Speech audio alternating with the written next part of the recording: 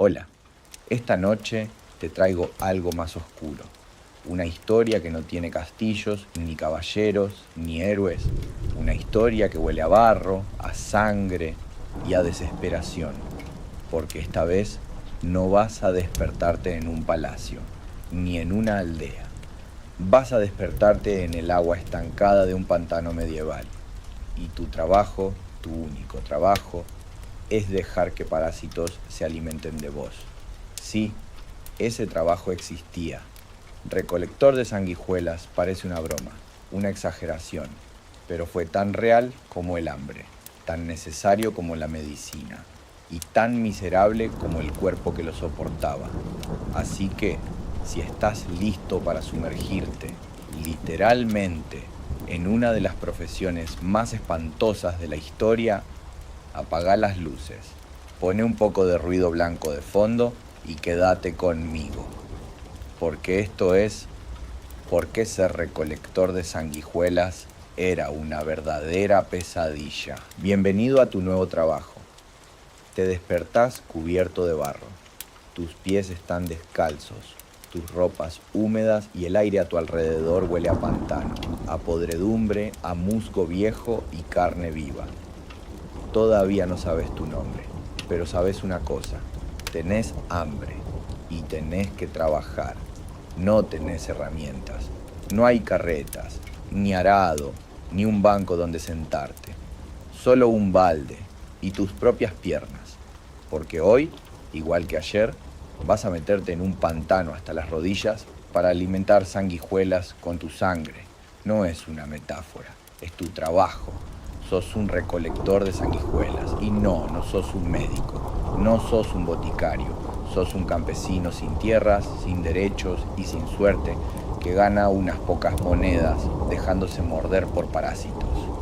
Literalmente, lo llaman extracción viva, porque las sanguijuelas no se recolectan con redes, ni con ganchos, ni con trampas. Se recolectan con vos. Tenés que caminar lentamente por el agua estancada, entre juncos, barro y heces de animales, hasta que las sanguijuelas te huelan, porque te huelen. Te detectan por el calor, por el movimiento y por el sutil olor a sangre. Y cuando te encuentran, se aferran. Primero es un cosquilleo, después una picazón y después el ardor. No podés sacarlas enseguida. Tenés que dejarlas que se inflen, que se llenen con tu sangre. Solo cuando están bien gordas, las arrancás con cuidado y las dejás caer en un balde con agua fresca. Esa es tu paga. Cada una de esas sanguijuelas vale más que vos. Pero hay un problema. No podés sangrar demasiado. Si te debilitas, no podés trabajar mañana. Y si no trabajás mañana, nadie te va a alimentar. Nadie te va a ayudar. Y si las sanguijuelas mueren, es tu culpa, porque en los hospitales, en los monasterios, en las casas de los nobles, hay médicos esperando esos pequeños demonios viscosos. Las usan para curar de todo, desde fiebres hasta melancolía, desde congestión hasta envenenamientos. Dicen que chupan lo malo, que equilibran los humores, que devuelven la salud. Vos sabés que solo chupan lo que encuentran y que si se equivocan, también se llevan la vida. Y vos sos el que las alimenta. Para entender cómo llegaste a este punto, tenemos que volver atrás, mucho más atrás, a los griegos, a Hipócrates, a Galeno, los padres de la medicina antigua. Ellos creían que el cuerpo estaba gobernado por 4 humores: sangre, bilis amarilla, bilis negra y flema, y que todas las enfermedades eran desequilibrios entre esos humores. ¿Tenías fiebre? Sobraba sangre. ¿Dolor de cabeza? Sobraba sangre. Ira, tristeza, ansiedad, más sangre. Y si sobraba sangre, había que sacarla. Durante siglos, los médicos usaron lancetas para hacer sangrías. Abrían venas del brazo o el tobillo y dejaban salir lo que llamaban la presión del alma. Pero era un método impreciso, brutal, Y no todos los médicos querían mancharse las manos. Ahí aparecieron ellas, las sanguijuelas, una solución elegante, precisa, silenciosa. No hacían ruido, no se quejaban, no dejaban cicatriz, solo chupaban, lentas, insaciables, y pronto se convirtieron en oro líquido. Durante los siglos XII al XIX, las sanguijuelas pasaron de ser bichos asquerosos a ser parte del botiquín de toda Europa. Había especies enteras dedicadas solo a la medicina, especialmente la Hirudo medicinalis, la más apreciada. Los nobles las usaban para purgar excesos, los clérigos para expulsar la melancolía, las mujeres para corregir la menstruación, los soldados para tratar heridas, aunque sangraran más. En Francia, en 1833, se llegaron a exportar 50 millones de sanguijuelas al año. En Inglaterra, un solo hospital podía usar más de 100.000 al año. Y alguien tenía que conseguirlas. Alguien tenía que pagar el precio. Ese alguien eras vos, el recolector, el cuerpo expuesto, el peón de sangre. Te metías al agua hasta las rodillas, a veces hasta la cintura, las piernas llenas de mordidas viejas, de cicatrices, de marcas que no cerraban. Y si no había suficientes, tenías que apretar las sanguijuelas para que vomitaran y así poder revenderlas. Porque si morían, no servían, y si estaban vacías, tampoco. Algunas veces te usaban como cebo humano. Te pagaban por quedarte quieto, con el cuerpo desnudo, en medio del pantano, para que las sanguijuelas llegaran más fácil. Horas, bajo el sol, en el frío, sangrando y sin que nadie te viera como algo más que parte del proceso. Ese alguien eras vos, el recolector, el cuerpo expuesto, el peón de sangre. Te metías al agua hasta las rodillas, a veces hasta la cintura, las piernas llenas de mordidas viejas, de cicatrices, de marcas que no cerraban. Y si no había suficientes, tenías que apretar las sanguijuelas para que vomitaran y así poder revenderlas. Porque si morían, no servían. Y si estaban vacías, tampoco. Algunas veces te usaban como cebo humano. Te pagaban por quedarte quieto, con el cuerpo desnudo, en medio del pantano, para que las sanguijuelas llegaran más fácil. Horas, bajo el sol, en el frío, sangrando, y sin que nadie te viera como algo más que parte del proceso. Pero no era solo el dolor físico, había más. Las sanguijuelas no solo chupan sangre, también sueltan una sustancia, hirudina, un anticoagulante. Eso significa que cuando te mordían, no dejabas de sangrar fácilmente, a veces horas, y eso mataba, no de golpe, no con dramatismo, con lentitud, con palidez, con fiebre, con debilidad. Muchos recolectores no llegaban a los 30 años, murmuraban cosas mientras trabajaban, perdían el equilibrio, veían manchas negras flotando en el aire. Y un día simplemente no volvían al pantano. Nadie los buscaba, nadie los lloraba, porque eran eso, herramientas, descartables. Y aún había algo peor, las infecciones.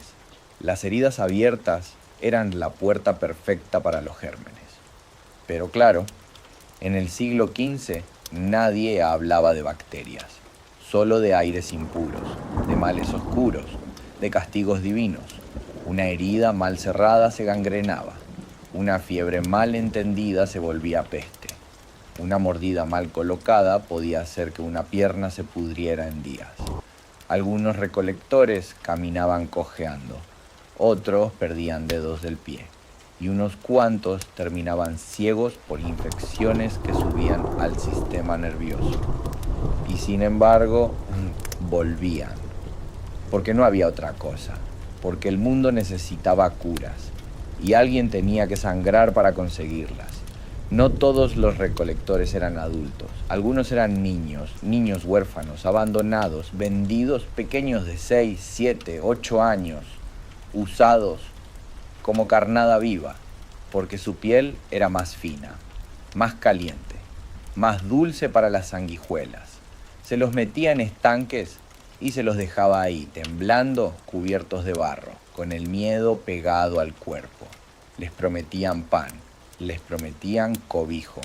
A veces ni siquiera eso, solo los dejaban allí, a la suerte del hambre, de los bichos, de los hombres.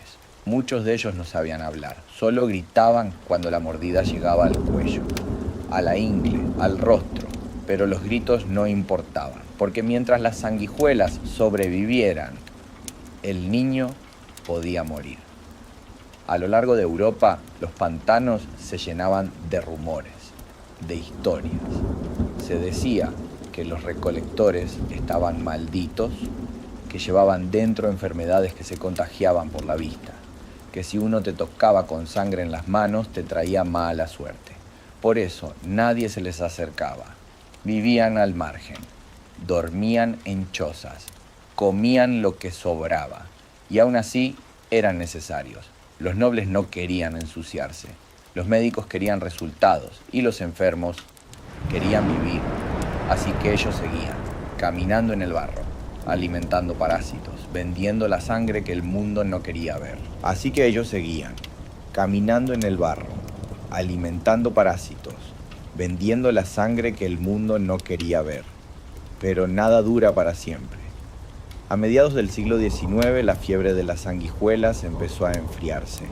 Muy lentamente, casi sin que nadie lo notara, la medicina comenzó a cambiar.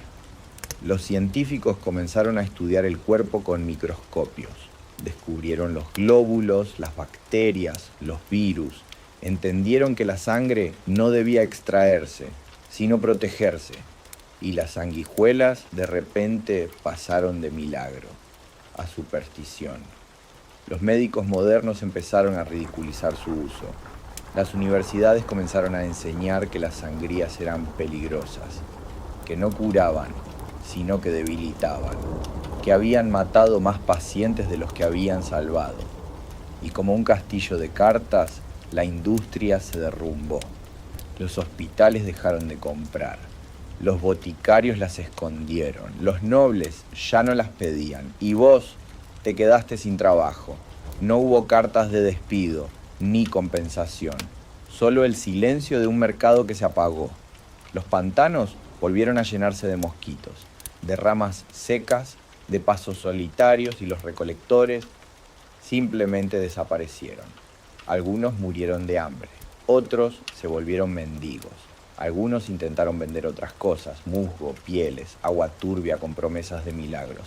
Pero nadie los escuchaba, porque nadie quería recordar. Durante décadas el mundo borró sus nombres, sus historias, sus cuerpos hundidos en el fango, y sin embargo fueron parte de algo más grande. Fueron los engranajes sucios del sistema de salud, el precio invisible detrás de cada cura, la carne que sostenía la teoría.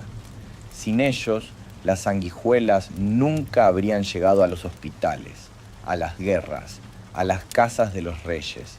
Sin ellos, muchos habrían muerto por falta de fe en el remedio equivocado. Y tal vez por eso es tan fácil olvidarlos, porque recordar sería admitir que durante siglos nuestra medicina se construyó sobre cuerpos sacrificados en silencio. Hoy, las sanguijuelas han vuelto, en laboratorios modernos, en clínicas sofisticadas, usadas para tratar coágulos, para evitar necrosis, para salvar tejidos tras una cirugía. Pero ya no se recolectan con cuerpos, se cultivan, se crían, se manipulan en condiciones controladas. El mundo cambió, pero la sangre sigue siendo sangre. Y cada vez que una sanguijuela se infla en una sala blanca y estéril, tal vez, muy en el fondo, aún se escucha el eco de un paso en el pantano, el temblor de una pierna, el grito de un niño y el silencio de todos los que miraron hacia otro lado.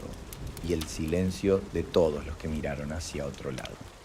Si llegaste hasta acá, gracias. No todo el mundo se queda hasta escuchar lo que el pasado susurra con dolor, pero vos lo hiciste. No fue una historia agradable, ni fácil, ni cómoda, pero fue real.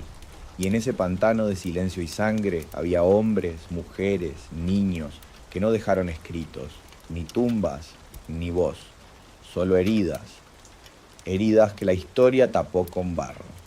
Hoy, al recordarlos, les devolvemos algo, aunque sea por un momento. Un cuerpo olvidado, una mirada perdida, una vida gastada para que otros vivan. Este canal existe para eso, para rescatar lo que otros enterraron, para contar lo que nunca fue contado, para decir lo que muchos prefirieron no decir. Si este video te hizo pensar, sentir o simplemente quedarte en silencio, considera suscribirte. No por números, por memoria, porque si no los recordamos nosotros, ¿quién lo hará? Y si conoces a alguien que cree que el pasado fue más simple, más noble, más limpio, mostrale esta historia, porque a veces las verdades más oscuras son las que más necesitamos ver. Nos vemos en la próxima historia, o mejor dicho, nos escuchamos en la próxima oscuridad y el silencio de todos los que miraron hacia otro lado. Si llegaste hasta acá, gracias. No todo el mundo se queda a escuchar lo que el pasado susurra con dolor, pero vos lo hiciste. No fue una historia agradable, ni fácil, ni cómoda, pero fue real. Y en ese pantano de silencio y sangre había hombres, mujeres, niños, que no dejaron escritos, ni tumbas ni voz. Solo heridas, heridas que la historia tapó con barro. Hoy, al recordarlos, les devolvemos algo, aunque sea por un momento. Un cuerpo olvidado, una mirada perdida, una vida gastada para que otros vivan. Este canal existe para eso, para rescatar lo que otros enterraron, para contar lo que nunca fue contado, para decir lo que muchos prefirieron no decir. Si este video te hizo pensar, sentir o simplemente quedarte en silencio, considera suscribirte. No por números, por memoria, porque si no los recordamos nosotros, ¿quién lo hará? Y si conoces a alguien que cree que el pasado fue más simple, más noble, más limpio, móstrale esta historia. Porque a veces las verdades más oscuras son las que más necesitamos ver. Nos vemos en la próxima historia. O mejor dicho, nos escuchamos en la próxima oscuridad. Pero si seguís despierto y querés escuchar otro trabajo extraño, aún más retorcido, aún más encerrado entre muros fríos y jerarquías crueles, quédate. Porque ahora te voy a contar por qué ser criado en un castillo medieval era una tortura disfrazada de empleo. No todo era lujo, banquetes y tapices. Los castillos eran máquinas de control. Y vos, como criado, eras una pieza más reemplazable, silenciosa, invisible. Así que, si estás listo para pasar del barro al mármol, del pantano al pasillo de piedra, seguí escuchando. Porque lo que viene no es menos oscuro, es simplemente otra forma de encierro. Te despertás antes que el sol. No hay canto de gallos, ni desayuno caliente, ni una sonrisa que te reciba. Solo un balde de agua helada y la voz de otro criado que te grita que te apures. Porque llegás tarde y los señores no esperan. Tenés 10 años, tal vez menos. Nadie lleva la cuenta. Fuiste entregado al castillo por tus padres que no podían alimentarte. Dijeron que era lo mejor para vos, que tendrías comida, techo, protección, y es cierto, no dormís en la calle, dormís en el suelo de piedra, en una sala húmeda rodeado de otros como vos. Pero comés pan duro, sopa fría, sobras, a veces. Y estás protegido del mundo exterior, no de los que viven dentro del castillo. Tu trabajo empieza cuando todavía hay estrellas en el cielo. Tenés que limpiar los pasillos, encender las antorchas, cargar leña. Si algo está fuera de lugar cuando el amo se despierta, alguien va a recibir un golpe. Y si nadie confiesa, el castigo se reparte entre todos. Después servís el desayuno, no lo comes, solo lo olés, pan blanco, mermeladas, frutas, todo reservado para los nobles. Tu lugar es detrás, siempre detrás. Nunca miras a los ojos, nunca hablas primero, nunca respirás demasiado fuerte, sos una sombra que camina. Y si pensás que tu trabajo termina ahí, estás muy equivocado. Tenés que limpiar los establos, acarrear agua desde el pozo, lavar ropa que pesa más que vos, fregar los pisos con ceniza, limpiar cámaras de excremento. Sí, los baños, si es que a eso se le puede llamar baño. Los nobles tienen criados para cada tarea, pero vos, por ser el más nuevo, sos el que hace lo que nadie quiere, lo que da asco, lo que enferma, lo que huele mal. A veces te mandan a tareas fuera del castillo, ir al mercado, a buscar vino, a llevar cartas, a seguir órdenes sin preguntar. Y si te demorás, si tropezás, si hablas con alguien que no debías, te azotan con vara, con cinturón, con lo que haya, porque sos propiedad del castillo, como un banco, como una escoba. No todos los criados eran iguales, había rangos, jerarquías, una estructura invisible pero cruel, donde cada escalón venía con su cuota de miseria y vigilancia. Estaban los pajes, los ayudantes de cocina, los mozos de cuadra, los sirvientes de cámara, los porteros, los lacayos. Cada uno tenía su rincón, su horario, su lista interminable de tareas, pero todos tenían algo en común. Eran vigilados, constantemente, sin descanso. La mínima desobediencia podía costarte la ración del día, o el descanso nocturno, o los pocos harapos que usabas como abrigo. Y si estabas al servicio directo del señor o la señora del castillo, la presión era peor. Tenías que aprender cómo caminar, cómo agachar la cabeza, cómo servir el vino sin derramar ni una gota, cómo inclinarte en silencio, cómo desaparecer cuando ya no te necesitaban. Todo eso sin que nadie te lo enseñara. Tenías que adivinarlo o sufrirlo. El castillo no era un hogar, era una maquinaria de poder. Y vos eras parte del engranaje más bajo. Los castillos estaban hechos para la guerra, no para la comodidad. Eran fríos, oscuros, húmedos. Cada piedra filtraba el invierno. Cada pasillo era un eco de órdenes y pasos apresurados. Dormías en un rincón compartido, sin privacidad, sin calor. A veces te cubrías con un saco viejo, a veces con paja, a veces con nada. Y si te enfermabas, no servías. No había médicos para los criados. Solo tisanas, oraciones y la esperanza de no empeorar. Si no te levantabas a trabajar, otro tomaba tu lugar. Y vos te convertías en una carga o en un recuerdo. Había reglas, muchas. No podías hablar a menos que te hablaran. No podías reírte. No podías sentarte frente a un noble. No podías mirar lo que no te correspondía. No podías decir no.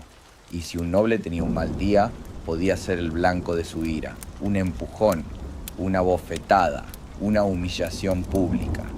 Y nadie iba a defenderte, porque no tenías derechos, no eras persona, eras servicio.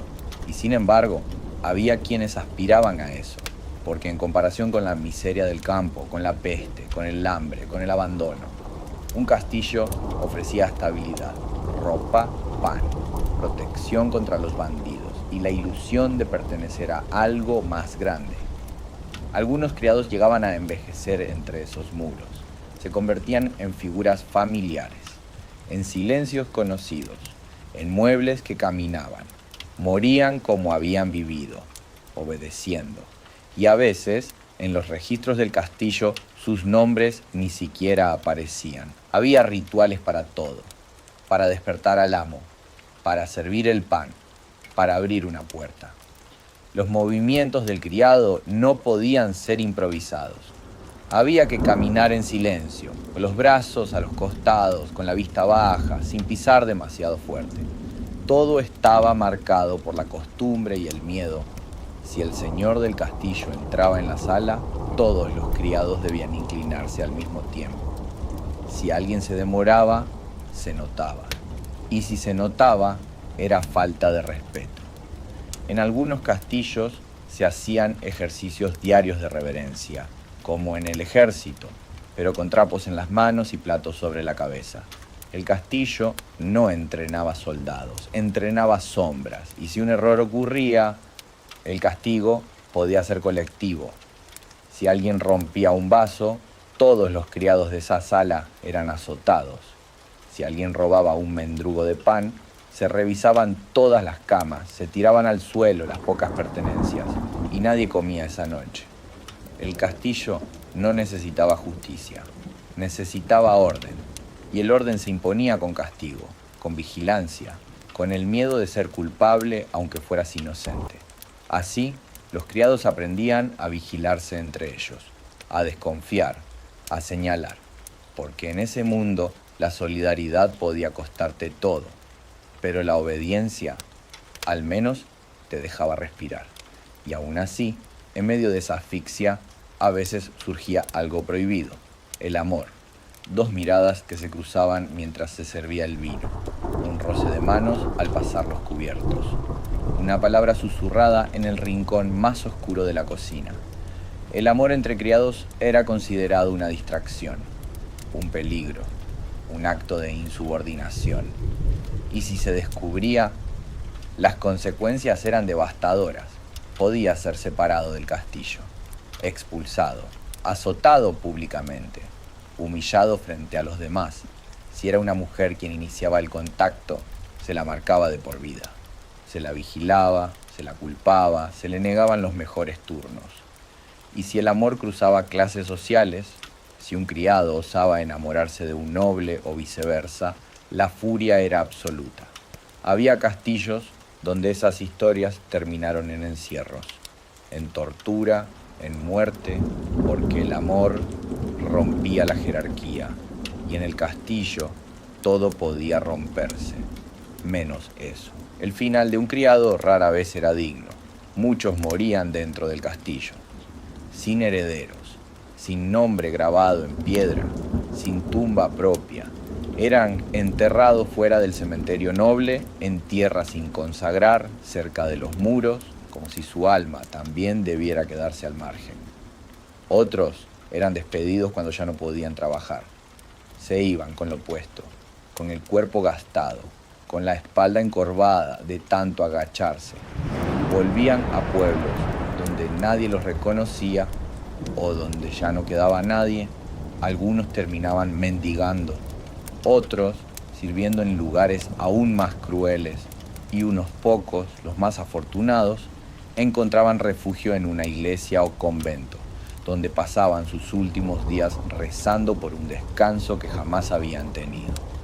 Pero en los libros de historia no figuran, no fueron caballeros, ni reyes, ni grandes traidores. Fueron los invisibles, los que sostuvieron el castillo sin ser vistos.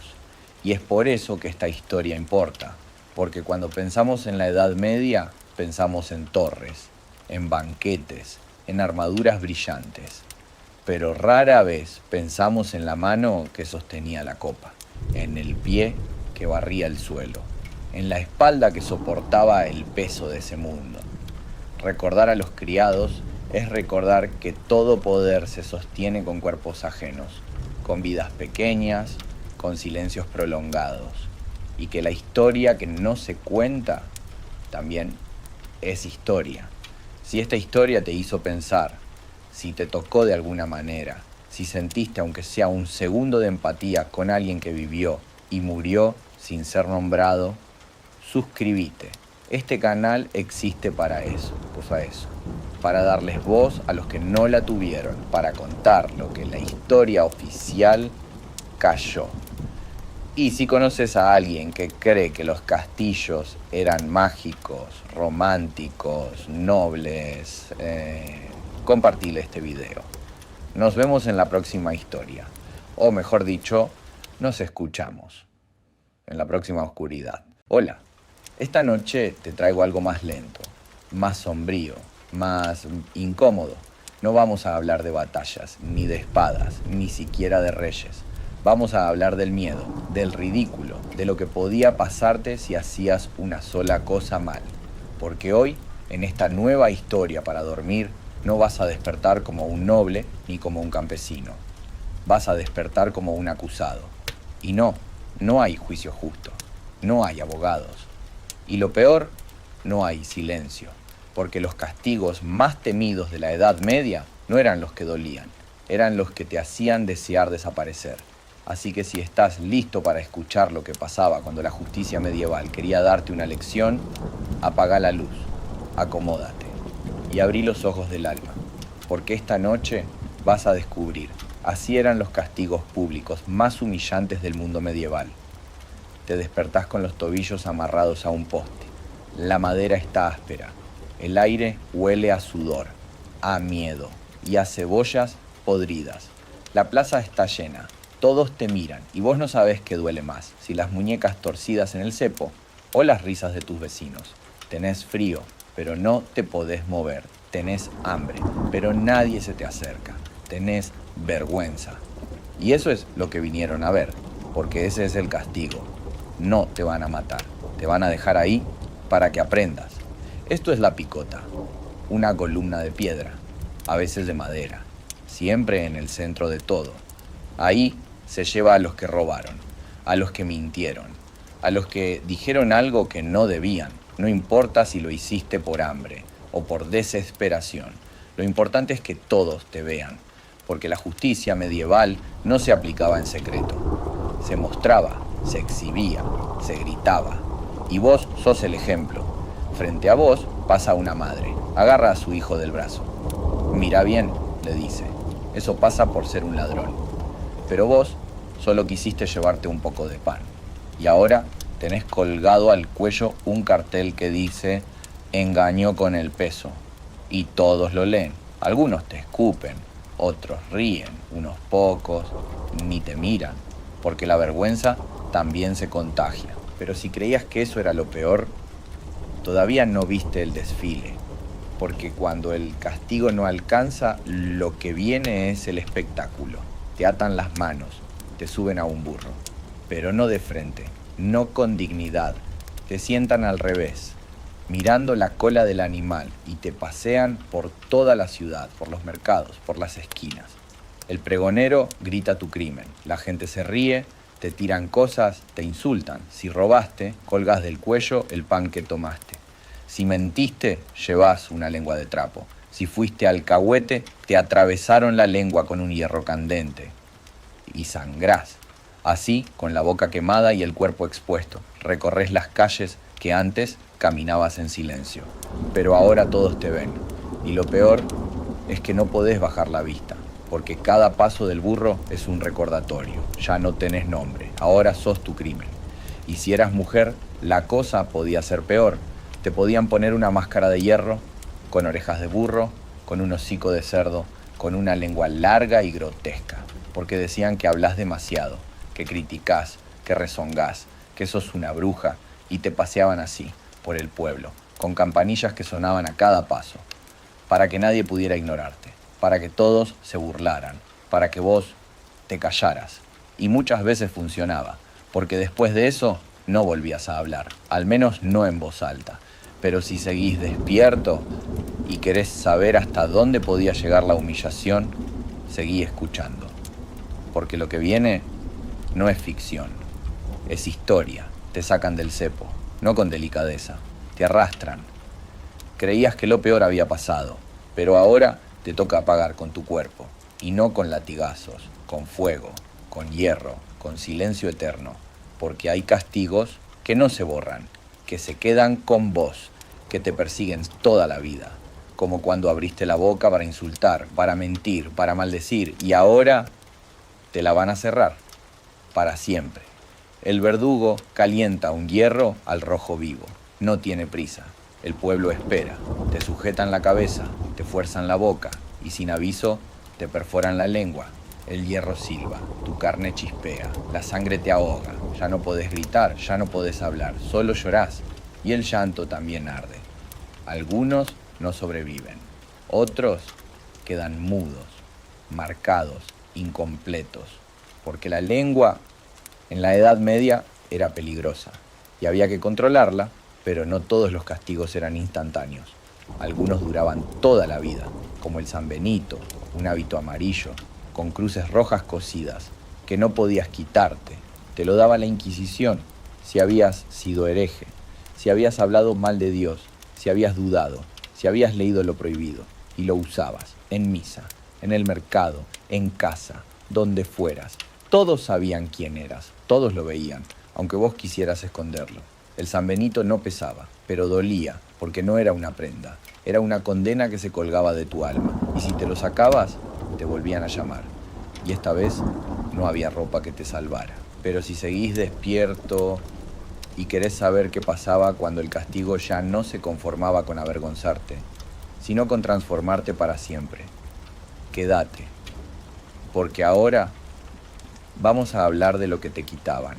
Te llevan al centro del pueblo, no te dicen por qué, pero ya lo sabes, las manos te tiemblan, o quizás ya no, porque cuando llega este momento, a veces el cuerpo se rinde primero que la mente. Fuiste ladrón, o eso dijeron. Y en esta ciudad, los ladrones no solo pierden la libertad, pierden lo que usaron para robar. El verdugo alza una espada corta, la gente hace silencio. El juez lee una sentencia que nadie escucha, porque todos miran tu mano. Y entonces cae. Tu cuerpo se retuerce, tu boca grita, tu mente se apaga. Y en el suelo, tu mano, todavía viva, todavía caliente, pero ya no tuya. El castigo no termina ahí. Te curan como pueden, te tapan la herida y te dejan caminar por las mismas calles donde antes vivías. Pero ahora todos ven tu muñón, todos saben, todos señalan. Y vos no podés trabajar, no podés rezar como antes, no podés comer sin ayuda, porque en la Edad Media la amputación no era solo dolor, era sentencia de por vida. A otros les arrancaban las orejas, por mentirosos, por traidores, por hablar de más. A algunos, la lengua. A unos pocos, los ojos, por mirar lo que no debían, o por ser culpables de lujuria, de pecado, de ver lo prohibido. Y si lo tuyo era más grave, si ofendiste a un noble, si tocaste a alguien que no podías, si desobedeciste la ley de Dios, entonces venía lo más temido, la castración, un cuchillo, 2 cortes y una vida entera cargando con la burla, con el vacío, con la certeza de que ya no eras completo, porque no buscaban matarte, buscaban marcarte, que todos te vieran, que todos supieran, que tu cuerpo fuera tu castigo para siempre. Y si no te cortaban algo, te marcaban, con hierro al rojo vivo, una letra en la frente, una cruz en el hombro, un símbolo en la mejilla. Cada marca era una historia que ya no podías borrar. Y cada vez que alguien la miraba, volvías a ser el mismo. El que mintió, el que robó, el que desobedeció. Porque en el mundo medieval, tu piel podía hablar por vos, aunque vos no quisieras. Y a veces, eso era peor que la muerte. Y si todavía estás acá, con los ojos entreabiertos, con la mente dando vueltas, con el estómago un poco tenso por lo que escuchaste, y querés saber cómo la iglesia convertía el castigo en penitencia, seguí conmigo. Porque ahora no vamos a hablar de sangre, vamos a hablar de fe, de vergüenza, y de cuánta exposición puede soportar un alma arrepentida. Estás en la puerta de la iglesia, no podés entrar todavía. Estás vestido con un hábito blanco, no por pureza, sino por penitencia. En el pecho y la espalda, 2 cruces rojas del tamaño de tus pecados. No podés ocultarlas, no podés cubrirte con nada. Caminás por las calles y todos lo saben, fuiste un hereje. O eso dijeron. Y ahora tenés que ganarte el perdón, no con oraciones, con exposición. En cada misa dominical te colocás de pie en la entrada, de cara a los que llegan, sin hablar, sin sentarte, sin mirar al altar. Sos parte del decorado, parte de la advertencia. Un cartel humano que dice, yo desobedecí. Y si alguien te pregunta, tenés que confesar. A viva voz. Lo que hiciste, lo que creíste, lo que dijiste, lo que negaste. Y rezar porque crean en tu arrepentimiento. Porque si dudan, te vuelven a citar, y esta vez no te perdonan con ropa. En algunos lugares te obligaban a recorrer el pueblo cargando una vela encendida, en otros a caminar descalzo bajo la lluvia, con una soga al cuello, mientras rezás en voz alta.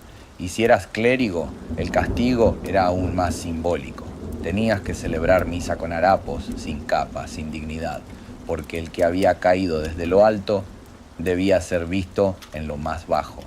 Y si tu culpa era grave, si habías blasfemado o desafiado a la Inquisición, entonces te daban el San Benito oscuro, uno que no tenía cruces, tenía llamas, demonios, dragones pintados y en la cabeza una coroza, un gorro cónico que todos veían desde lejos y sabían que estabas condenado. A veces sobrevivías, otras te llevaban al fuego, pero siempre el castigo empezaba mucho antes del final. Empezaba con la vergüenza, con el juicio público, con el alma desnuda frente a todos. Quédate conmigo un momento más, porque después de todo esto, después de cada látigo, de cada burla, de cada marca, queda una pregunta. ¿Por qué? ¿Por qué nos sigue doliendo leer esto? ¿Por qué sentimos algo tan profundo por personas que vivieron hace siglos? Tal vez porque en el fondo seguimos sabiendo lo que es la vergüenza. Sabemos lo que se siente cuando otros te miran mal, cuando señalan, cuando se ríen, cuando no te dejan olvidar. Hoy los castigos no son con fuego, son con palabras, con silencio, con pantallas, con etiquetas que no se ven, pero que se sienten.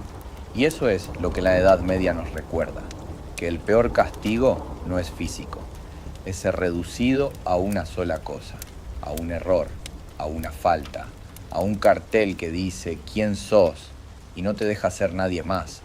Por eso esta historia no es solo historia, es advertencia, es espejo, es memoria. Si sentiste algo escuchándola, si te quedaste hasta el final, si te quedaste en silencio, suscríbete.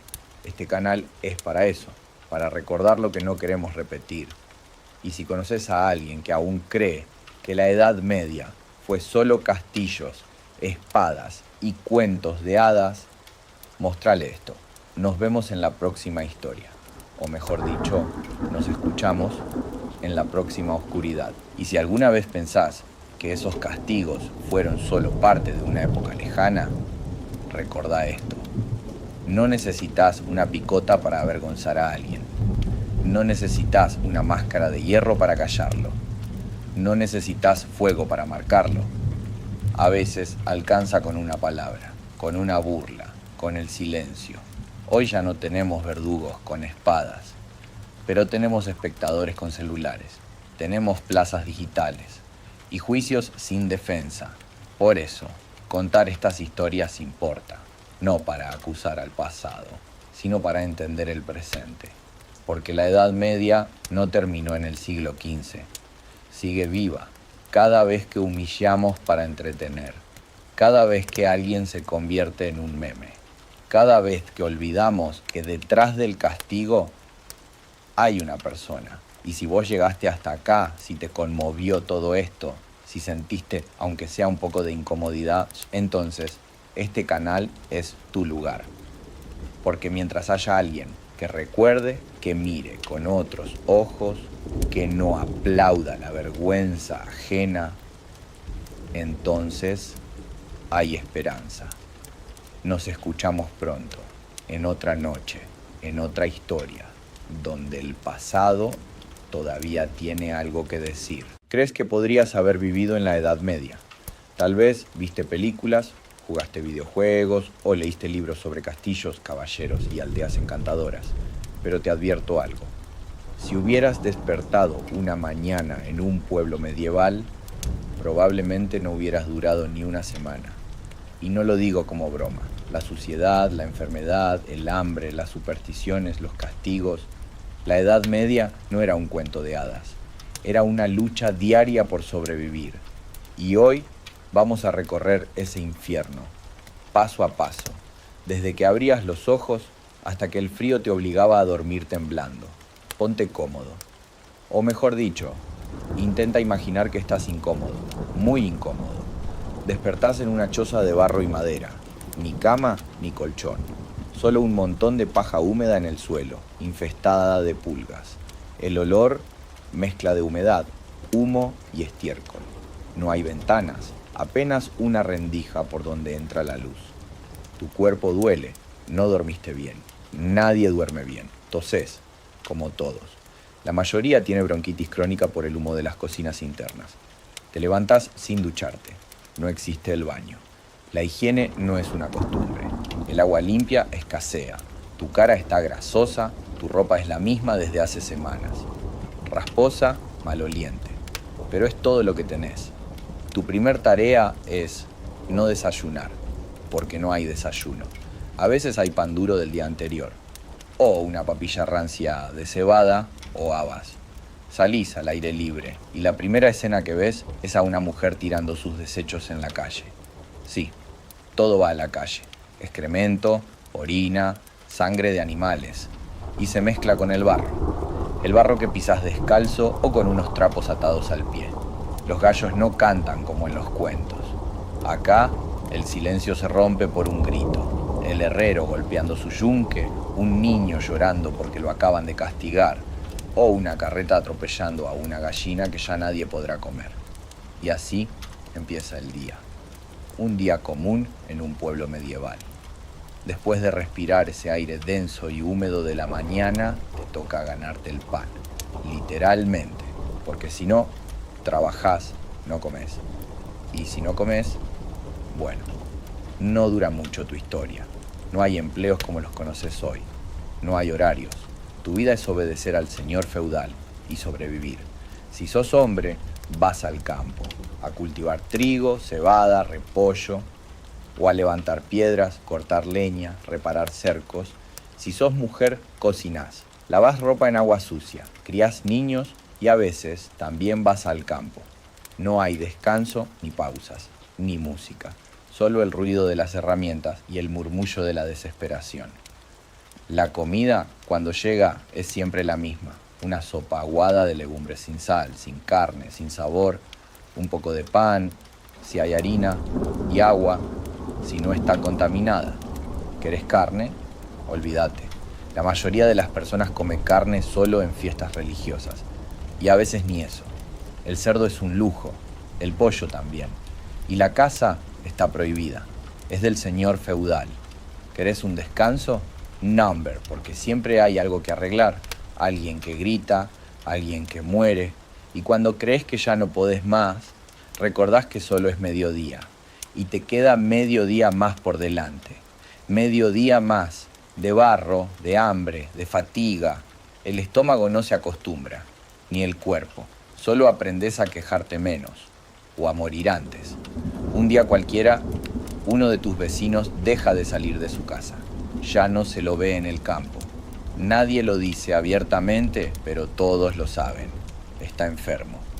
Y eso, en la Edad Media, es casi una sentencia. No existen hospitales. Los únicos médicos son barberos sangradores, curanderos con hierbas o monjes que rezan. Muchos creen que la enfermedad es un castigo de Dios o una maldición enviada por una bruja. Si te duele la cabeza, te sacan sangre. Si te arde el estómago, te dan a beber orina o vinagre. Si tenés fiebre, te atan para que no contagies al resto. A veces te encierran o te aíslan hasta morir. Y si la enfermedad es grave, como una peste, el pueblo entra en pánico. Queman casas, matan gatos negros, persiguen a los judíos, buscan culpables en cualquier parte, menos en el agua sucia, en las ratas o en sus propias heridas infectadas. El doctor de la peste, si llega, viene cubierto con un traje de cuero encerado y una máscara con pico. No por estilo, sino porque cree que los malos olores traen la muerte. Llena el pico de flores secas y examina los cuerpos hinchados con guantes gruesos sin entender absolutamente nada de lo que ve. Y cuando se va, a veces es peor, porque el miedo se queda. En un pueblo medieval, la enfermedad no se trata, se sufre, se espera y se muere en silencio. En el pueblo medieval, la ley no es ciega, es sorda, cruel y tiene las manos manchadas. No hay policía, no hay juicio justo, no hay apelación. La ley es el señor feudal, o a veces un alguacil, un sacerdote, o simplemente el rumor de la gente. Si alguien dice que robaste, te atan, te arrastran al centro del pueblo. Y ahí empieza el castigo. ¿Pruebas? no importan. ¿Testigos? Nadie se arriesga a defenderte. Podés terminar en el cepo por días, con la cara al sol, los pies hinchados y los niños tirándote piedras por diversión. Si el delito es más grave, te cuelgan, o te marcan con hierro caliente, o te cortan una mano, y si se sospecha de herejía, brujería o traición, te espera algo peor, el juicio por ordalía. Te lanzan al río. Si flotás, sos culpable. Si te hundís, eras inocente, pero ya es tarde.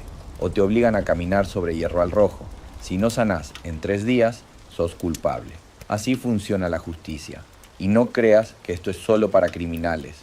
A veces basta con que caigas mal, con que debas algo, con que no vayas a misa.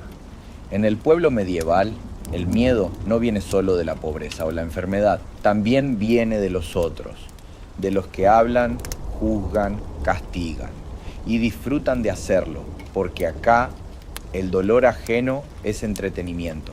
Todo lo que haces, todo lo que pensás, todo lo que sos, está vigilado, no por cámaras, no por soldados, sino por Dios, o al menos eso es lo que te enseñaron desde que naciste.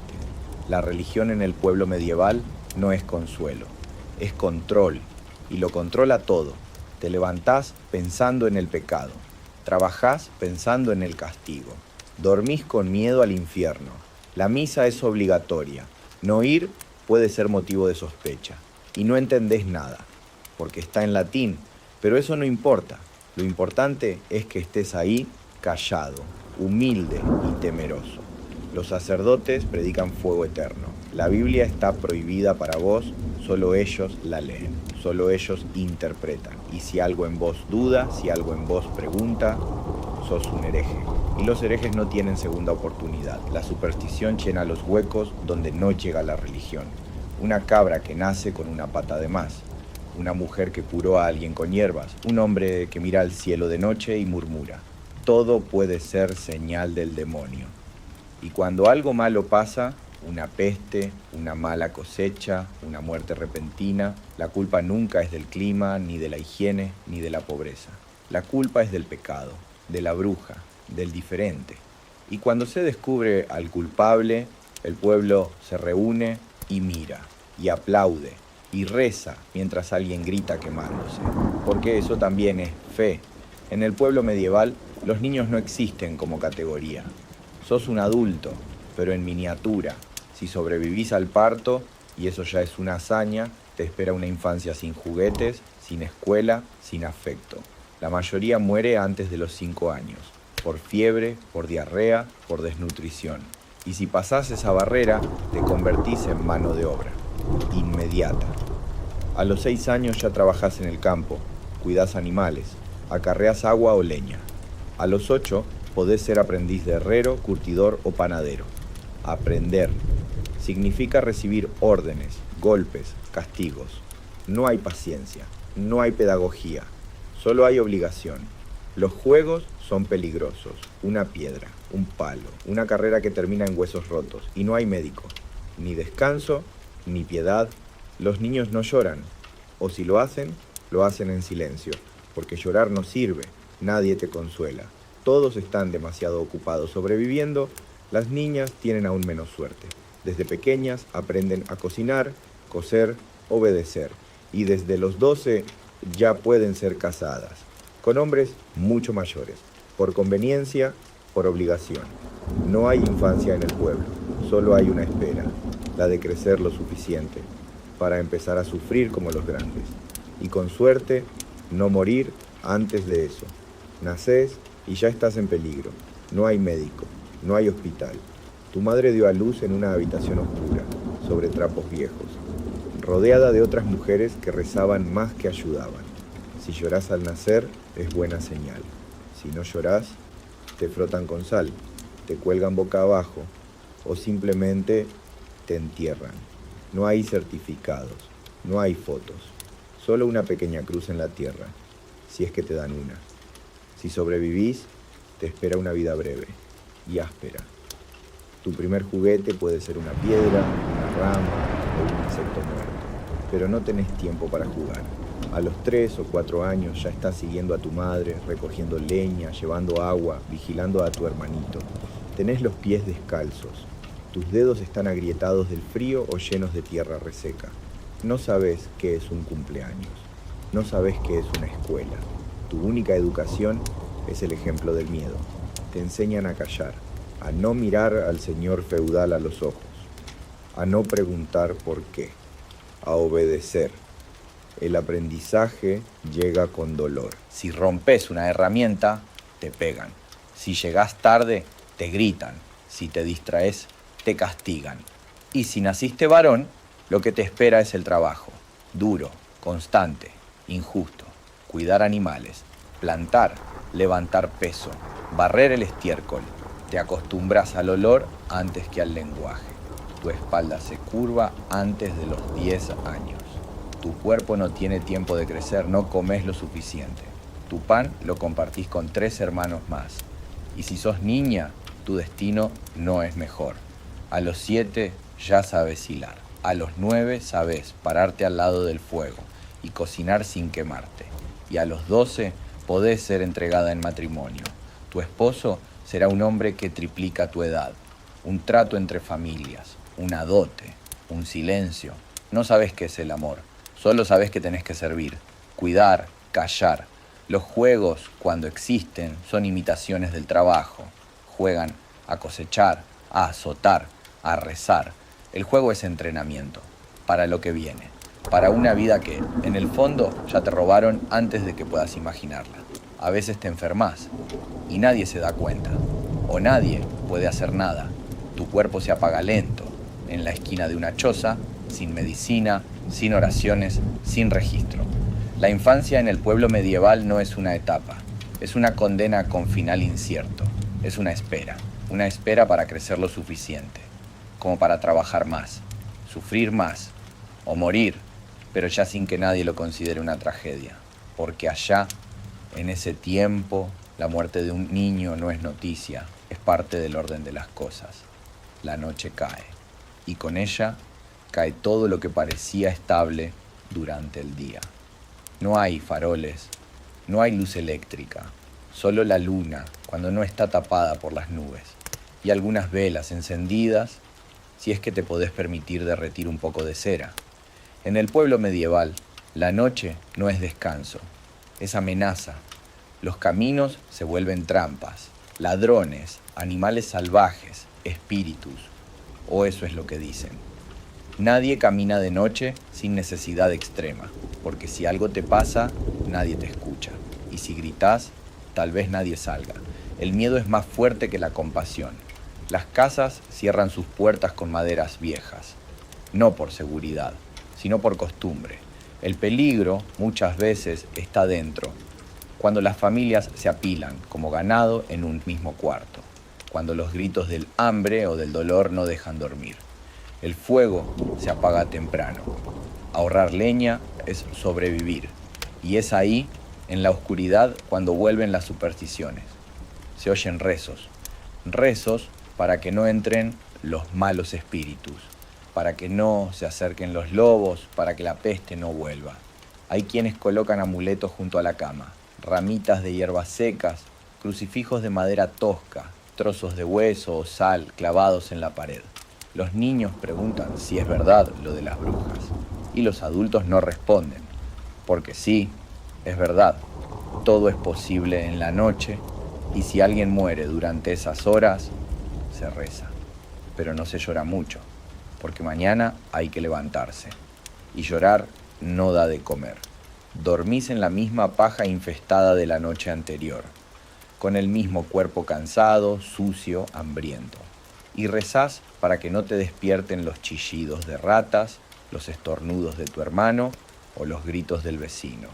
Rezás para que no sea tu última noche, y así se repite, día tras día, noche tras noche.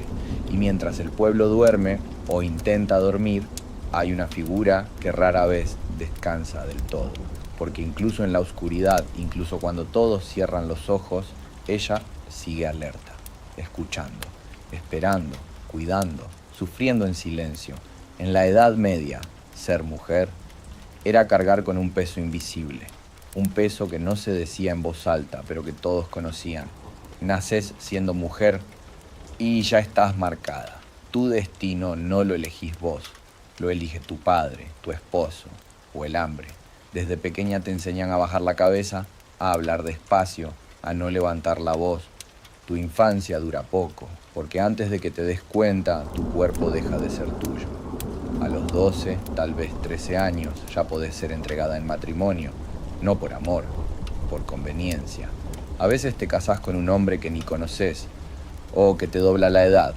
Tu opinión no importa, tu voluntad tampoco. Una vez casada, tu tarea es simple, dar hijos, preferiblemente varones, y si no podés, sos señalada, como si fueras menos mujer, como si fueras inútil, como si fuera tu culpa. Tu día empieza antes que el sol. Encendés el fuego, molés el grano, cocinás, limpiás, lavás, tejés, remendás. Cuidás a los niños, a los enfermos, a los animales. Y a tu esposo, aunque no siempre te cuide a vos. No hay privacidad, no hay descanso, no hay derechos. Si sufrís violencia, nadie te escucha, porque es asunto del hogar. Si hablas demasiado, sos desobediente. Si pensás demasiado, sos peligrosa. Y si alguna vez sabes algo que los hombres no entienden, una hierba que cura, un conocimiento extraño, una intuición certera, cuidado, podés ser acusada de brujería. Las mujeres sabias son temidas y muchas veces quemadas. Tu vida se mide por los partos y cada parto es una amenaza. Morir desangrada es tan común como respirar. Tu cuerpo cicatriza por fuera, pero adentro no hay tiempo para sanar. Y cuando envejeces, te volvés invisible, una carga, un estorbo. En el pueblo medieval la mujer es base, pero nunca es centro. Sostiene el mundo, pero nunca lo gobierna. Y aún así resiste, sigue, cuida, ama en lo poco y deja huellas que la historia casi nunca escribe. Ahora que ya recorriste este día, desde la paja húmeda donde despertás hasta la oscuridad donde rezás para no morir, pregunto de nuevo. ¿De verdad crees que hubieras durado en un pueblo medieval? No es una ofensa, es una pregunta honesta.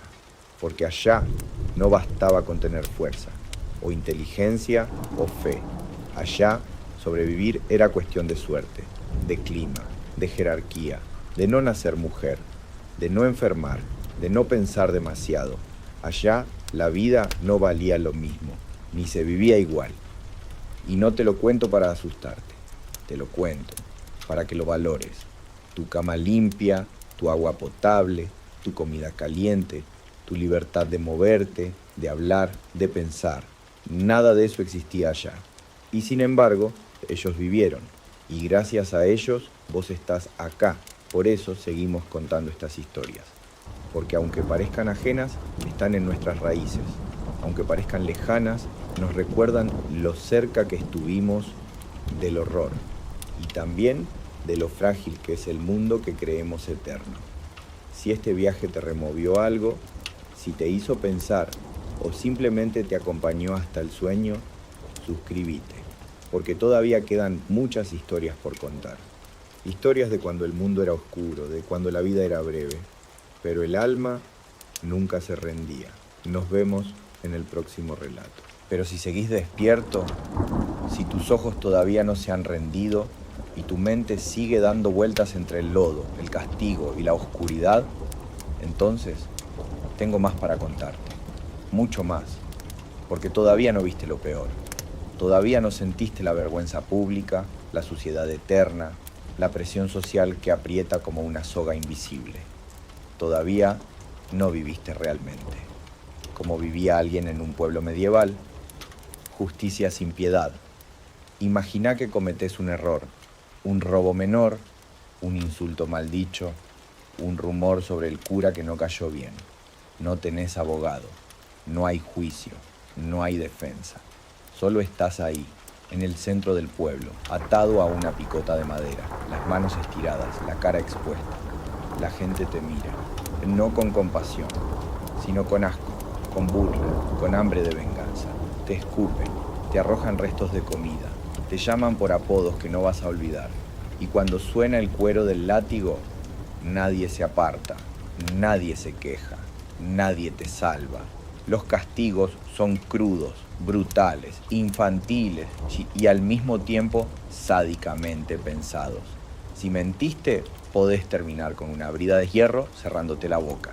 Una pieza metálica que te aplasta la lengua, que te obliga a callar hasta que sangres por dentro. Si robás, te cortan la mano. Si reincidís, la otra. Y si no tenés manos para robar, igual encontrás cómo sufrir.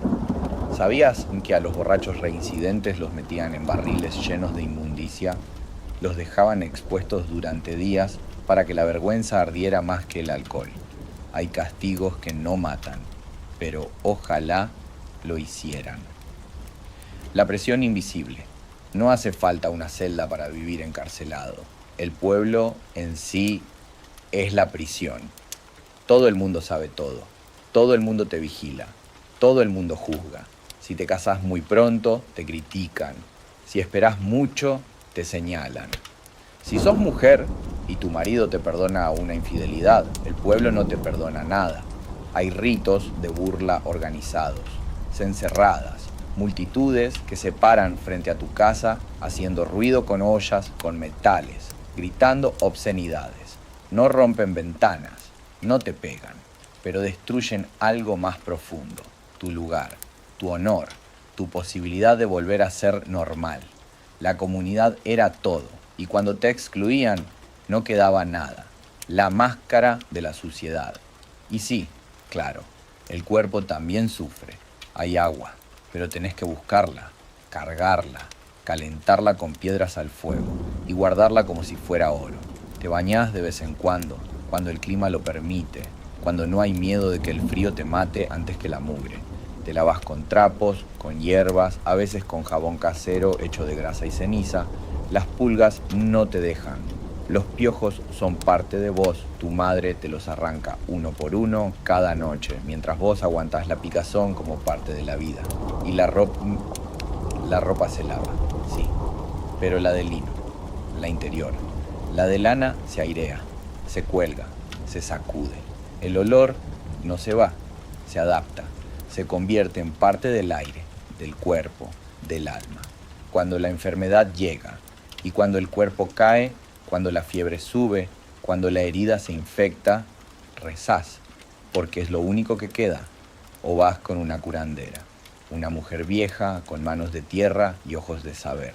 Ella te da una planta, una infusión, un consejo, pero si la curandera cura demasiado, también rezás por ella, porque si alguien muere cerca suyo, si alguien la señala, puede pasar de sanadora a bruja. Y la hoguera no perdona errores. Los niños mueren por una diarrea, los adultos por una muela infectada, una herida en el pie arando, una fiebre mal cuidada, un parto sin ayuda. Todo puede matarte y todo pasa sin que nadie entienda por qué. Vivir era resistir, y aún así la gente vivía. Cantaban en las matanzas del cerdo, bailaban en bodas sin amor, brindaban con cerveza aguada y se reían en las fiestas del santo patrono. Vivían con la muerte al lado, pero no se dejaban. Vivían bajo leyes injustas, pero resistían. Vivían sin jabón, sin techo sólido, sin justicia, pero vivían. Y vos que estás acostado, con la piel limpia, el estómago lleno, el cuerpo en reposo, ¿de verdad pensás que habrías durado una semana? Y si seguís despierto, escúchame bien, porque hay cosas que todavía no te conté. Cosas que no están en los libros escolares, pero sí en las calles secas y olvidadas de la historia real. Algunas penas no buscaban tu muerte, buscaban tu deshonra, tu silencio, tu escarmiento eterno. Si hablabas de más, una brida de hierro con púas te cerraba la boca, literalmente. Una estructura cruel que presionaba tu lengua con una pieza metálica. No podías hablar, no podías tragar, no podías llorar sin que doliera. Si eras mujer y te acusaban de chismosa, te ponían una máscara ridícula con forma de cerdo o burro. Debías caminar por el pueblo con eso puesto. Todos te señalaban, todos te miraban, todos reían, no era cárcel, era teatro. te volvían espectáculo, y vos tenías que aceptarlo. No nacías libre, nacías encadenado. Ser campesino no era solo ser pobre, era ser propiedad, propiedad del señor feudal, propiedad de la tierra. No podías mudarte, no podías elegir con quién casarte, no podías decidir nada. Tu hija también era del señor, y si quería entregarla en matrimonio a alguien, no había discusión. La libertad era un rumor que escuchabas, pero nunca conocías. Cuando la gente se volvía peligrosa, si el ganado moría sin razón, alguien tenía la culpa. Si la leche se cortaba, si las gallinas no ponían huevos, si alguien estornudaba 5 veces en un día, alguien debía pagar. Y ahí aparecían las brujas, o mejor dicho, las viudas, las mujeres raras, las ancianas con conocimientos que otros no entendían. A veces bastaba con que una vaca abortara, para que todas las miradas fueran hacia una mujer sola. Y cuando el miedo crecía, la hoguera esperaba, no necesitaban pruebas, solo sospechas, y gritos, y fuego. Cuando limpieza significaba otra cosa. Vos pensás que limpieza es oler a perfume, tener ropa blanca, una ducha caliente. Ellos pensaban otra cosa. Para ellos, limpieza era no tener la piel tan negra de hollín.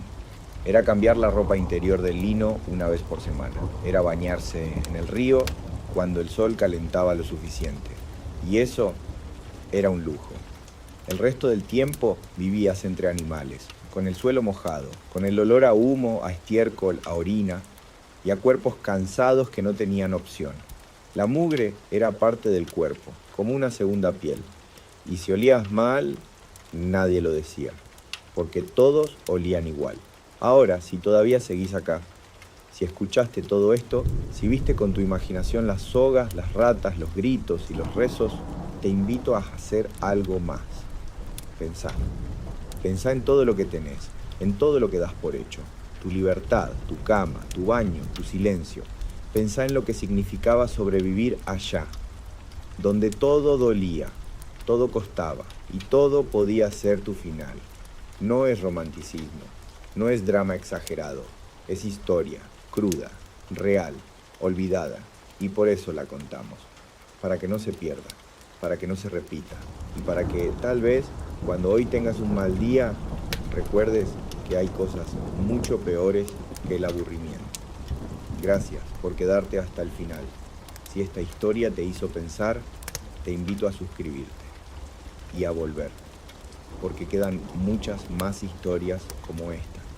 Historias que duelen, historias que enseñan, historias que, aunque parezcan lejanas, siguen vivas en nosotros. Nos vemos en la próxima oscuridad. Hola a todos. Esta noche vamos a ponernos en la piel de alguien que sinceramente nadie en su sano juicio querría ser. Olvídate de lo cool que se ve la máscara. Ese pico largo, esa túnica negra, esos guantes de cuero. Desde fuera pareces un personaje salido de una película de terror. Pero por dentro estás sudado, desesperado, mal pagado, si es que te pagan, y rodeado de más muerte que un campo de batalla. Así que, antes de que empiece esta travesía por el infierno medieval, tómate un segundo para darle like al video si te gustan estas exploraciones oscuras de los peores trabajos que ha inventado el ser humano. Y dime en los comentarios desde qué país me estás viendo y qué hora es allá. Siempre es interesante ver hasta dónde llega esta comunidad nocturna. Ahora, apaga las luces, siéntate cómodo. Tal vez enciende un ventilador para ese murmullo de fondo, porque estás a punto de convertirte en algo peor que un médico sin cura. Estás a punto de convertirte en doctor de la peste. Despertas en el año 1348, felicitaciones. Estás vivo, eso ya es raro. Abres los ojos en una habitación oscura, húmeda, con el techo de madera que cruje con cada soplido del viento. Tienes 27 años, lo que en tiempos de peste equivale a ser casi anciano. Tu cama es un tablón duro, tu almohada una bola de trapo, la manta huele a moho y desesperación. Te estiras y tu columna suena como una escalera de madera maldita. Te levantas con el cuerpo pesado porque hoy no vas a descansar. Hoy te toca visitar a los enfermos, a los moribundos, a los que ya están muertos pero no lo saben. Te vistes para morir. Primero te pones la túnica negra, pesada, encerada, diseñada para que la peste resbale sobre ti. Spoiler, no resbala. Después, los guantes gruesos, las botas que parecen piedras. Y por último, del pico. Sí, esa máscara que hoy verías en TikTok en un video de coreografía medieval estética. Dentro del pico hay una mezcla de hierbas aromáticas, lavanda, menta, pétalos secos. La idea era que si el aire olía bien, no te morías. Sí, eso pensaban, como si una peste bubónica se pudiera tapar con perfume. Te colocas la máscara, se te empañan los lentes, te falta el aire. Ya estás sudando y ni siquiera has salido de casa. La ciudad está en silencio. Y no es paz, sales a la calle. Florencia, 1340ª primavera. Pero no hay pájaros, no hay niños jugando, no hay vendedores gritando en las plazas, solo campanas. Y ese silencio raro, ese que pesa más que el ruido. Las puertas están cerradas, las ventanas tapiadas, y tú caminas por la ciudad como una sombra con patas. A lo lejos ves a una mujer quemando la ropa de su hijo. No llora, ya se le acabaron las lágrimas hace 2 funerales. Tu primer paciente del día. Te llaman a una casa rica. Siempre los ricos primero, incluso cuando el mundo se derrumba. El primo del alcalde tiene fiebre, bubones bajo los brazos y un color de piel que grita adiós desde el umbral de la vida. Lo revisas desde lejos con tu bastón. Sí, llevas un palo para no tener que tocar a nadie. Le recitas una oración en latín, le das una cura, vino con ajo y polvo de esmeralda molida. Porque sí, en serio creían que tomar joyas curaba enfermedades. Spoiler otra vez, no. Anotas algo en tu cuaderno, no para ayudarlo, sino para que cuando muera, porque va a morir, al menos quede un registro. Sales, él muere esa misma tarde. Eres un fantasma con bata. En la calle, los niños te miran con miedo. Algunos creen que eres la muerte. Otros piensan que puedes salvarlos. La mayoría solo sabe una cosa. Si el doctor de la peste entra a tu casa, es porque alguien no va a salir. Pasas por una pila de ropa ardiendo. Ratas corren por los callejones. Las ignoras. Todos las ignoran. Nadie sabe todavía que son ellas y sus pulgas las verdaderas asesinas. ¿Almuerzo? ¿Qué es eso? Ya es mediodía. Llevas horas caminando, transpirando bajo capas de tela maloliente. No has comido nada. Tampoco te apetece. El olor a muerte te quita el apetito. Te ofrecen un pan duro como ladrillo. Lo rechazas. Bebes agua de un odre viejo. Sabe a cuero y desesperación. Te duele la cabeza. Te mareas. Pero sigues, porque aún quedan 7 casas más por visitar. Y ese fue solo el comienzo del día. Te llaman al hospital. Es curioso cómo le llaman hospital. Pero lo que te espera es más parecido a un matadero. O a una fosa común con techo. Te dicen que un nuevo grupo de infectados ha llegado. Una carreta los dejó en la entrada como si fueran sacos de papas podridas. No hay médicos suficientes, no hay medicinas reales, y la mayoría de los que están aquí ya están más allá del punto de retorno. Tú llegas, abres la puerta, y el olor te golpea como un ladrillo caliente. Heces, vómito, pus, y ese aroma dulce y asqueroso de la piel humana pudriéndose en vida. Algunos gimen, otros balbucean oraciones, y muchos simplemente te miran, con ojos huecos, como si supieran que tú tampoco puedes hacer nada. La limpieza es un mito. Te acercas a una mujer en la esquina, tiene los brazos llenos de bubones. La piel está negra en algunas zonas, no puede hablar, solo respira a medias. Tomas un trapo húmedo, intentas limpiarla, pero el pus se mezcla con sangre y se queda pegado en tu guante. Ni el agua, ni el vinagre, ni tus rezos sirven de mucho. Cada vez que tocas a alguien, sabes que es una ruleta rusa, y no importa cuántas capas lleves encima. La peste entra por cualquier rendija. El tratamiento más avanzado, rezar. No hay penicilina, no hay antibióticos, no hay esperanza médica. Así que haces lo que te enseñaron. Le colocas a cada enfermo una bolsita de hierbas en el pecho.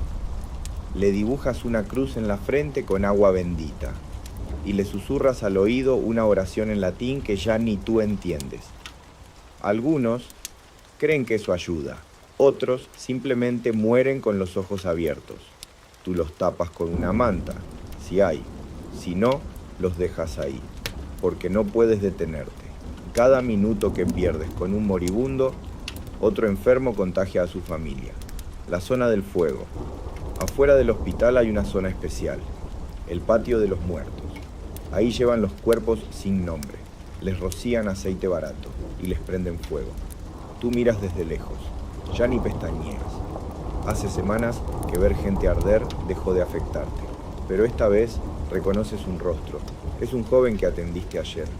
Te dijo que su madre había muerto y él se sentía fuerte. Ahora está envuelto en una sábana, convirtiéndose en humo, y mientras tanto, las ratas festejan. Caminan entre los cuerpos, muerden telas, roban migajas, se cuelan entre las camas, son inmunes al caos. Tú las ves, todos las ven.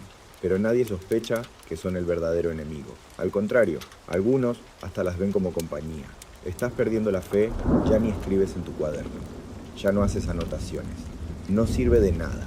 Hoy han muerto 23 personas solo en este hospital. Y tú no has salvado a ninguna. Antes de irte, llega una caja. Un paquete desde Venecia. Dicen que es un nuevo remedio. Una mezcla de arsénico, azufre y mostaza. Lo pruebas en un paciente. Vomita sangre. Muere en 2 horas. Cierras la caja y la empujas con el pie bajo una mesa. Será otro objeto más para acumular polvo y culpa. Te llaman al hospital. Es curioso cómo le llaman hospital, pero lo que te espera es más parecido a un matadero o a una fosa común con techo. Te dicen que un nuevo grupo de infectados ha llegado. Una carreta los dejó en la entrada como si fueran sacos de papas podridas. No hay médicos suficientes, no hay medicinas reales, y la mayoría de los que están aquí ya están más allá del punto de retorno. Tú llegas, abres la puerta, y el olor te golpea como un ladrillo caliente. Heces, vómito, pus, y ese aroma dulce y asqueroso de la piel humana pudriéndose en vida. Algunos gimen, otros balbucean oraciones, y muchos simplemente te miran con ojos huecos, como si supieran que tú tampoco puedes hacer nada. La limpieza es un mito. Te acercas a una mujer en la esquina. Tiene los brazos llenos de bubones. La piel está negra en algunas zonas. No puede hablar. Solo respira a medias. Tomas un trapo húmedo. Intentas limpiarla, pero el pus se mezcla con sangre y se queda pegado en tu guante. Ni el agua, ni el vinagre, ni tus rezos sirven de mucho. Cada vez que tocas a alguien, sabes que es una ruleta rusa. Y no importa cuántas capas lleves encima. La peste entra por cualquier rendija. El tratamiento más avanzado, rezar. No hay penicilina, no hay antibióticos, no hay esperanza médica. Así que haces lo que te enseñaron. Le colocas a cada enfermo una bolsita de hierbas en el pecho. Le dibujas una cruz en la frente con agua bendita. Y le susurras al oído una oración en latín que ya ni tú entiendes. Algunos creen que eso ayuda. Otros simplemente mueren con los ojos abiertos. Tú los tapas con una manta, si hay. Si no, los dejas ahí, porque no puedes detenerte. Cada minuto que pierdes con un moribundo, otro enfermo contagia a su familia. La zona del fuego. Afuera del hospital hay una zona especial, el patio de los muertos. Ahí llevan los cuerpos sin nombre. Les rocían aceite barato y les prenden fuego. Tú miras desde lejos, ya ni pestañeas. Hace semanas que ver gente arder dejó de afectarte, pero esta vez reconoces un rostro. Es un joven que atendiste ayer. Te dijo que su madre había muerto y él se sentía fuerte. Ahora está envuelto en una sábana, convirtiéndose en humo, y mientras tanto, las ratas festejan. Caminan entre los cuerpos, muerden telas, roban migajas, se cuelan entre las camas, son inmunes al caos. Tú las ves, todos las ven. Pero nadie sospecha que son el verdadero enemigo. Al contrario, algunos hasta las ven como compañía. Estás perdiendo la fe, ya ni escribes en tu cuaderno. Ya no haces anotaciones. No sirve de nada. Hoy han muerto 23 personas solo en este hospital. Y tú no has salvado a ninguna. Antes de irte, llega una caja. Un paquete desde Venecia. Dicen que es un nuevo remedio, una mezcla de arsénico, azufre y mostaza. Lo pruebas en un paciente, vomita sangre, muere en 2 horas, cierras la caja y la empujas con el pie bajo una mesa. Será otro objeto más para acumular polvo y culpa. Regresas a casa, pero algo no está bien. Tus pasos son más lentos hoy. El hospital te quitó lo poco que te quedaba de energía. Llegas a tu puerta. No hay ruidos. No hay olor a caldo ni a pan viejo. Solo silencio. Tu corazón se acelera, entras. Tu esposa está sentada en la esquina con la cabeza baja. Tu hijo de 8 años está en la cama, temblando, sudando y tosiendo con fuerza. Reconoces los síntomas al instante. No necesitas examinarlo. Ojos apagados, fiebre alta, tos con sangre y ese pequeño bulto en el cuello que apenas se nota, pero tú sabes lo que significa. Es la peste y llegó a tu hogar. Tu esposa llora en silencio, te mira. Busca esperanza en tus ojos, pero tú ya no la tienes. Intentas tocarle el rostro, pero ella te aparta la mano. No te das cuenta, te dice, si tú te enfermas, ¿quién va a enterrar a los dos? Todo lo que aprendiste, todo lo que te enseñaron, las reglas, la distancia, los protocolos, se quiebran. Porque ahora no es un extraño, es tu hijo, y lo estás viendo deshacerse frente a ti. Buscas desesperadamente algo que sirva, revuelves frascos, hierbas secas, aceites rancios, incluso ese remedio de Venecia que mató al último enfermo. Nada, absolutamente nada tiene sentido. Lo único que hace es mojarle los labios con agua y sujetarle la mano, como si eso pudiera espantar a la muerte. Las horas pasan y luego se detienen. Tu esposa canta una canción vieja, la misma que usaba para dormirlo de bebé. Tú solo lo observas, contando sus respiraciones, esperando un milagro, temiendo el último suspiro. Y entonces llega un gemido, una exhalación larga, y ya está. Lo entierras tú mismo afuera, de madrugada, sin ceremonia, sin sacerdote. Solo una pala, una linterna y el corazón hecho trizas. Le haces una cruz de madera improvisada. No dices nada, no puedes, esa noche no duermes. Te quitas la máscara, la dejas en la mesa, te miras al espejo y por primera vez en semanas lloras. No como doctor, no como científico, no como médico de la peste. Lloras como un padre, pero la ciudad no se detiene, la muerte tampoco. Mañana hay más pacientes, más cadáveres. Y cuando pensabas que ya habías visto suficiente horror, una vecina te detiene. Sus ojos están hinchados, rojos. No dice nada, solo señala tu puerta. Corres, tu casa, tu refugio, tu último rincón de cordura. Y ahí, en medio del silencio, escuchas una tos, seca, persistente, infantil. Tu hijo, en la esquina del cuarto, tapado con una manta que ya no abriga, te mira con miedo, con fiebre, y con esas manchas negras en el cuello que conoces demasiado bien. Tu mundo se detiene, la peste ha entrado, no por la puerta, no por las ventanas, entró como el humo, invisible, silenciosa, letal. Y de pronto, todo tu entrenamiento, todas tus pócimas, todas tus oraciones no sirven de nada, porque no puedes operarlo, no puedes darle medicina, no puedes tocarlo, solo puedes sentarte y mirar cómo respira cada vez menos, cómo se le apagan los ojos, cómo te llama, y no puedes responder, porque eres un médico, pero sigues siendo humano, y porque en ese momento la peste no distingue entre sabio y analfabeto, entre rico y pobre, ni entre doctor y paciente. La peste solo toma lo que escondías detrás de la máscara. La máscara no era por protección, era por distancia. Muchos creen que te ponías la máscara para protegerte, pero número. La verdad es más triste. La usabas para no mirar a nadie a los ojos, porque si lo hacías, veías miedo, veías desesperación, veías a un niño preguntándose si iba a morir, y no podías mentirle. La máscara era tu barrera, tu muro emocional, tu forma de poder seguir entrando en casas sin quebrarte. Nadie supo lo que anotaste en tu cuaderno cada noche escribías. No por ciencia, no por historia, sino porque necesitabas soltar. Anotabas los nombres de los que habías perdido, de los que se habían aferrado a tu mano antes de morir, de los que murieron sin nadie. Y entre los márgenes, a veces escribías frases sueltas. Hoy vi morir a una madre con su bebé en brazos. No recuerdo la última vez que dormí sin soñar con gritos. Estoy perdiendo la fe. Pero eso nadie lo leyó. Porque cuando terminó la peste, quemaron tus notas. Decían que podían estar infectadas. Te volviste invisible. Con el tiempo, la gente ya no te agradecía. Te evitaban.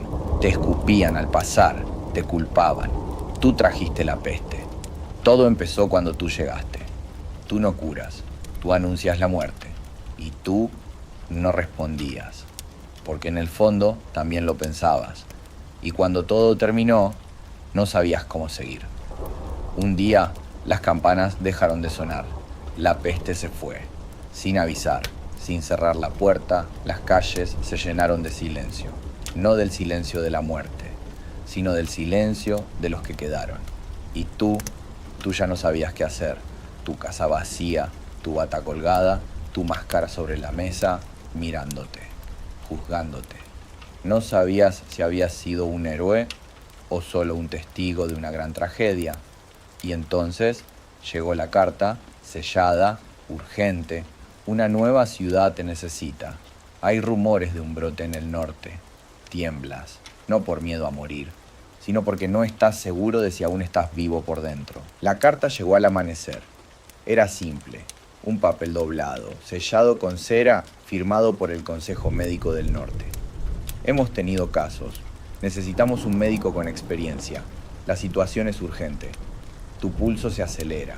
Otra ciudad, otra peste. Otra vez ponerte la máscara. La túnica, el alma a prueba. La carta tiembla en tus manos, no por el papel, sino por lo que representa. Volver. Volver a ver ojos vacíos, volver a enterrar nombres, volver a escuchar gritos que nunca se van del todo. Preparas tus cosas.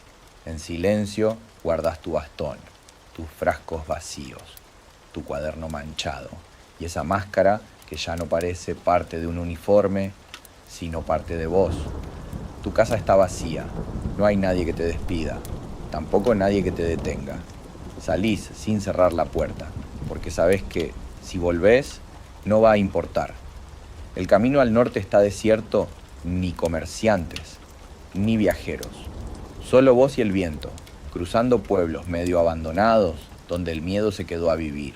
En una aldea, un anciano te reconoce, te mira fijo y te dice: pensé que ya te habías ido con ellos. Vos bajás la mirada, no contestás, porque una parte de vos sí se fue con ellos. La nueva ciudad no es muy distinta a paredes tapadas, campanas sonando. Y otra vez, los mismos síntomas, fiebre, bubones, sangre, la peste volvió. O tal vez nunca se fue del todo y vos volvés a convertirte en sombra, en figura, un presagio. Pero algo es diferente esta vez. Ya no temes contagiarte, ya no temes morir. Lo que temes es no sentir nada. Te das cuenta de que no llorás, no te estremeces, no te inmutás, solo actuás mecánicamente, fríamente, como si tu alma hubiese sido reemplazada por protocolo. Y al final del día, te sentás en una banca de piedra, sacás tu cuaderno, escribís una sola línea. Estoy vivo, pero no sé para qué. Cerrás el cuaderno, te sacás la máscara y por primera vez en mucho tiempo dejás que el aire toque tu rostro, aunque esté podrido, aunque esté infectado, porque en ese momento no te importa morir, te importa sentir algo. Y mientras el sol se oculta detrás de otra ciudad moribunda, te levantás, volvés a ponerte la máscara y caminás hacia la próxima puerta, porque incluso si ya no queda nada de vos, alguien tiene que tocar, alguien tiene que entrar, alguien tiene que quedarse hasta el final. Lo que quedó después de la peste y lo que nadie quiso recordar, ya no uso la máscara. Hace años que no. La colgué en la pared cuando todo terminó. Polvorienta, dura, todavía huele a lavanda y miedo. A veces la miro y me pregunto si esa máscara escondía al médico que fui o si me escondía a mí mismo. La ciudad volvió a la vida, pero yo no. Las campanas ya no suenan por muertos. Los mercados están llenos otra vez. Los niños volvieron a correr. Las iglesias a rezar. Los ricos a olvidar. Pero yo sigo recordando.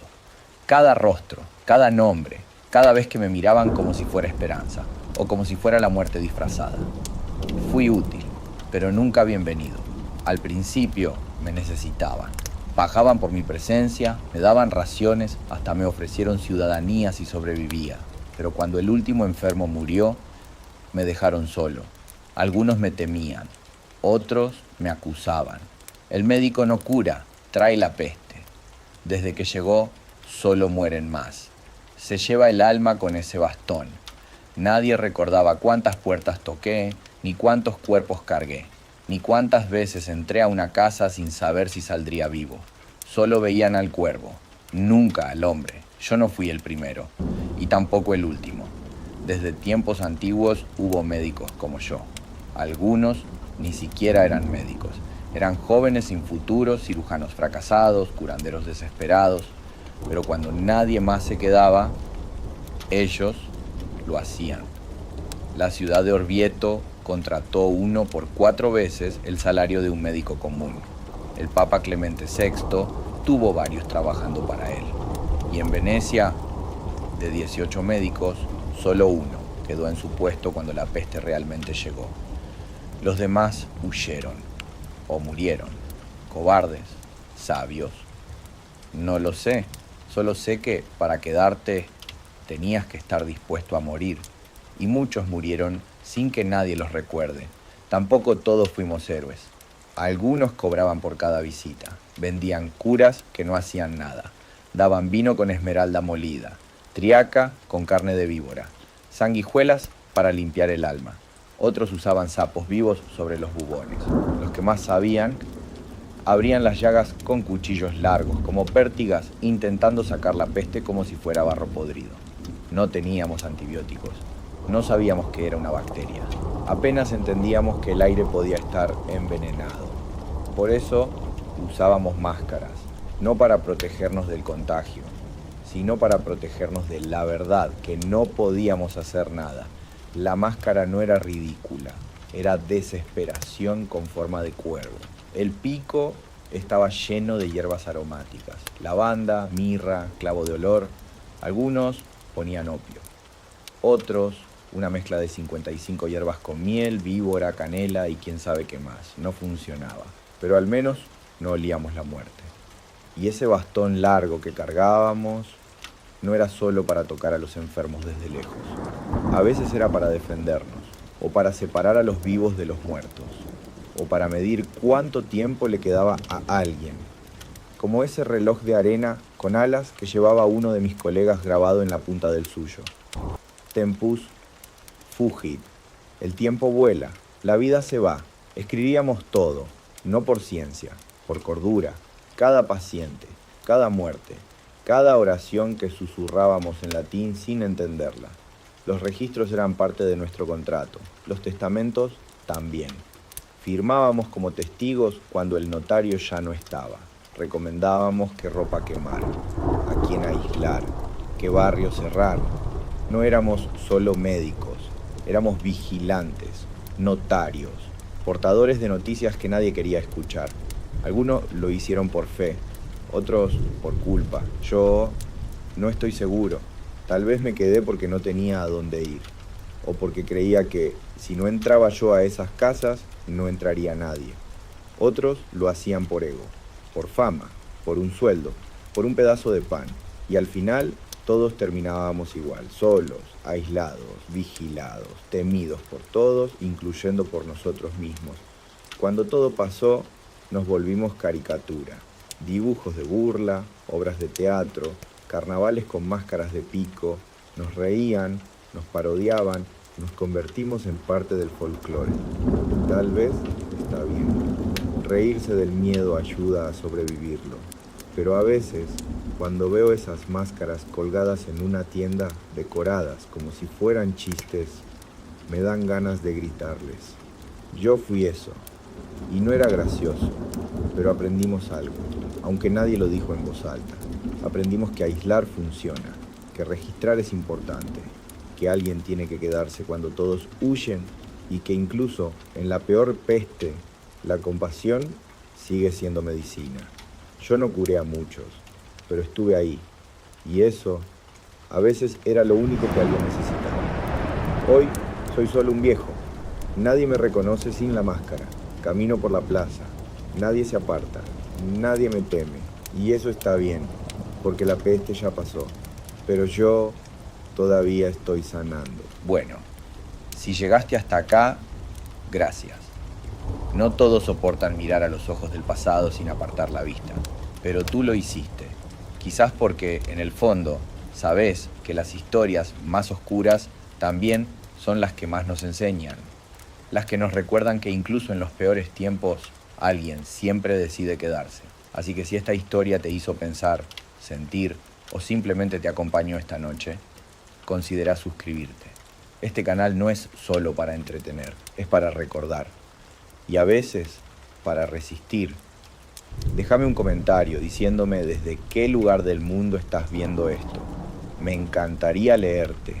Y si te gustó este viaje al pasado, compartilo con alguien que se atreva a mirar de frente a los que vivieron en la sombra, con una máscara, un bastón y más valor del que cualquiera les reconoció.